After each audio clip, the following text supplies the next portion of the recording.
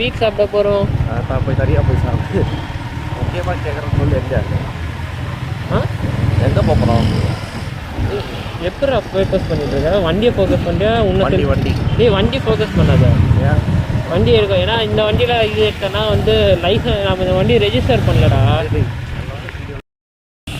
Hello friends, இன்னும் நம்ம எங்கடா போகிறோம்? ஸ்வீட் சாப்பிட போகிறோம்.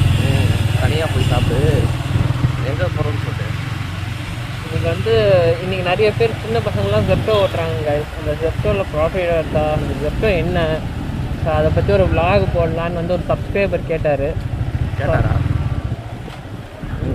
இல்லை உனக்கு வந்துருக்கு போல. சொல்லு. ஸோ அதனால் நாங்கள் அதை பற்றி ஒரு விளாக் போடலான்னு இருக்கிறோம். ஸோ இப்போ டேரெக்டாக அந்த வேர் ஹவுஸ் போயிட்டு அங்கேருந்து ஸ்டார்ட் பண்ணுவோம். உனக்கு ஜெப்டோ பற்றி என்ன தெரியும்? ஜெப்டோவில் ஃபுட்டு ஆர்டர் பண்ணலாம். அதுதான் ஃபுட்டு, சாப்பிட்ற பொருள், சிப்ஸு, லேஸு, ஸ்நாக்ஸ், ஸ்டேஷ்னரி எல்லா பொருளும் வரும். அது மட்டும்தான் தெரியும்.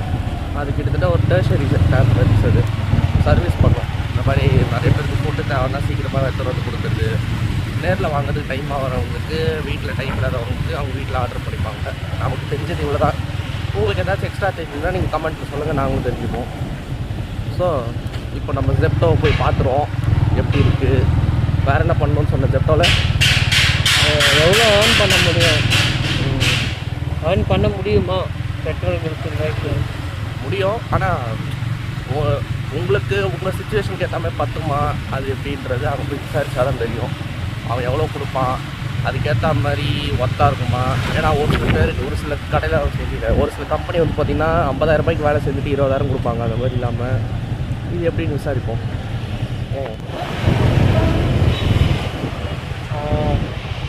போர்டு மட்டும் போடல. இதுதான் சொல்லி செட்ட இடம்.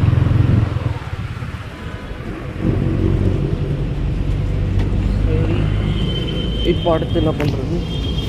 ஸோ என்ன பண்ணலாம், வீடியோ பாஸ் பண்ணலாம். வீடியோவா? என்ன பண்ண போகிறேன்? வீடியோ பாஸ் பண்ணுறா. சொல்லு. இதுதான் ஃப்ரெண்ட்ஸ் ஸ்லாட்டு. 2 மணி நேரம் நம்ம ஆர்டர் எடுத்துக்கணுன்னா அதில் நம்ம எவ்வளோ சம்பாதிக்க போகிறோம் தான் இப்போ பார்க்க போகிறோம்.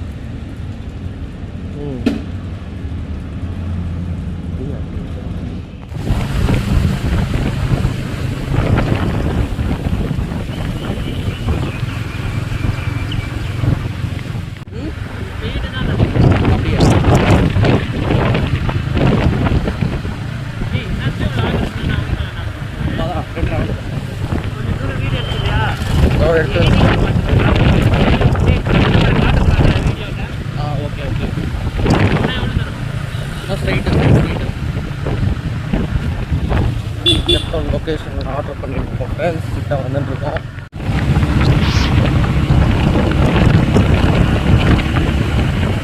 எவ்வளோ தூரம்? ஸ்ட்ரைட்டாக சொல்லு.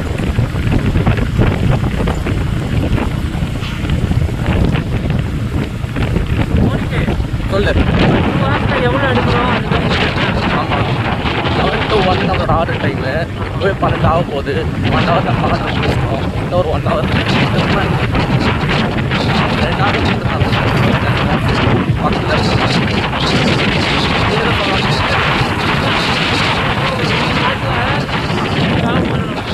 ஆனால் 15 ஆர்டர்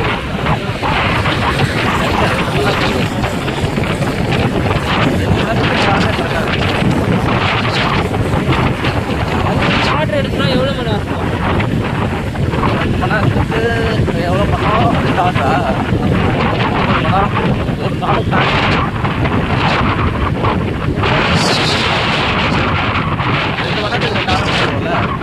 அப்போ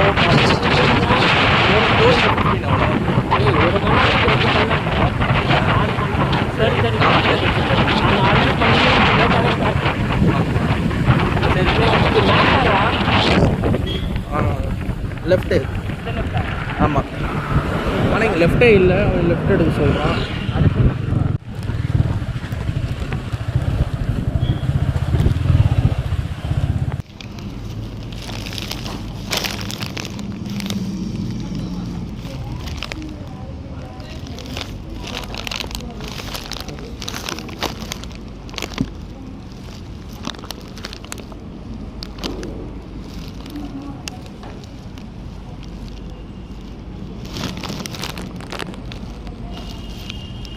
எதுவும் உள்ள இல்லைல்ல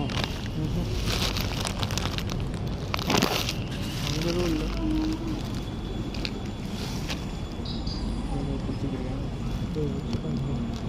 phone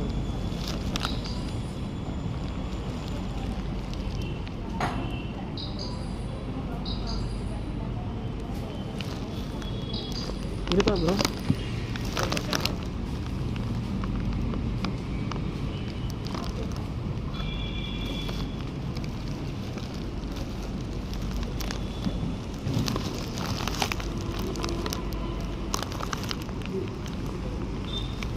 order time போகுதுடா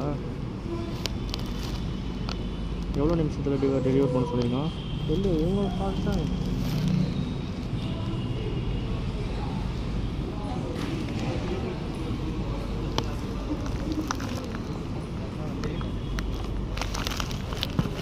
so guys இதுதான் வந்து ஆக்சுவலாக நாங்கள் 2 hours ஓடணும்.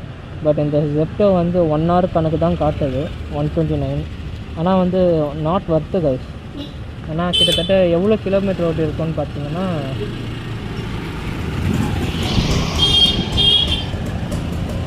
22.6 கிலோமீட்டர்ஸ் ஓட்டியிருக்கோம். அதுக்கு 129னா நாட் ஒர்த்து கைஸ். 2 hours போட்டோம், அட்லீஸ்ட் 100 ஆச்சு வந்திருக்கலாம் 1 hourக்கு. பட் ஜெப்டோ வந்து சாட்டிஸ்ஃபேக்ஷனாக இல்லை கைஸ். அது வேறு எங்களுக்கு உள்ள ஒரு சம்பவம் நடக்குது. ஆமாம் கைஸ், ப்ராடக்ட் வந்து ஒழுங்காக டெலிவரியே கொடுக்கல. ப்ராடக்ட் ஒழுங்காக வைக்காமல் எங்கள் மேலே பழிய போகிற அளவுக்கு ஆயிடுச்சு. அவங்க சிசிடிவிலாம் செக் பண்ணாங்க எங்களை, நாங்கள் தான் எடுத்துருக்கோமோ அப்படின்னு. ஸோ அதனால் ஜெப்டோ ஓட்டுறீங்கன்னா பார்த்து கரெக்டான ஸ்டோரில் ஓட்டுங்க. ஸோ இதுதான் எங்களோட ஆனஸ்ட் ரிவ்யூ. எங்களுக்கு பொறுத்தவரை சாட்டிஸ்ஃபேக்ஷன் இல்லை. சப்போஸ் அதே பெரிய உங்களுக்கு இன்ட்ரெஸ்ட்டாக இருக்குன்னா நீங்கள் போகணுன்னா போங்க.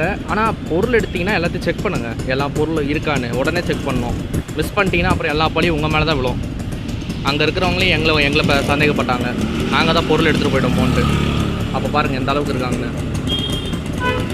எப்படின்னு பாருங்கள்.